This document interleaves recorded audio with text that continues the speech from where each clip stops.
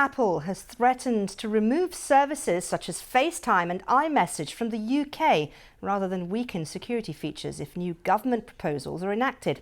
The government is working on updating the 2016 Investigatory Powers Act, which could mean that it could require tech firms to clear new security features with the Home Office before they're released to customers.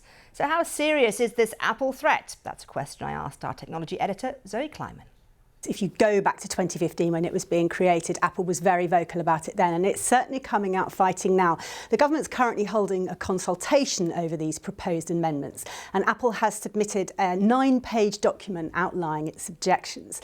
And basically what it's saying is, it is not fair on its customers around the rest of the world for it to have to get clearance from the UK before it releases a new security feature everywhere else. And it's also not fair to weaken its security for one country and not for others. It says it doesn't really want to be running different versions of its services in different countries. It doesn't do that at the moment, and it's not going to start doing it now.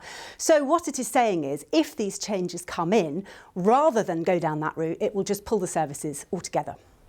And do you think that's likely? I think two things would have to happen. I think there's going to be a lot of backlash against these particular rules.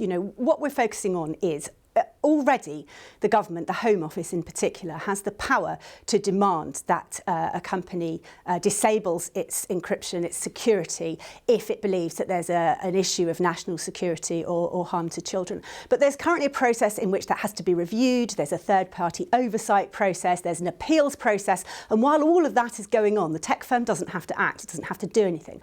And this update wants to get rid of all of that. So from the moment you are served a notice, the tech firm, I should say, is served this notice saying we need to disable the security, it has to do it straight away. And that is what Apple is saying. If this comes in and if it is served such a notice, it will just walk away.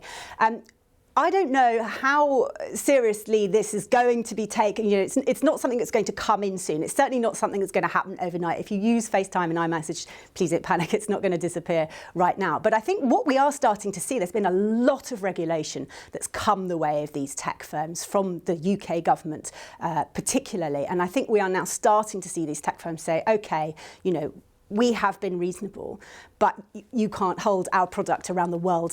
You can't prevent us from doing what we want to do with our product around the world. Apple says security is an absolutely essential part of what it offers. It's what its customers come to us for, and it's not prepared to weaken what it's offering to its global customers, if you like.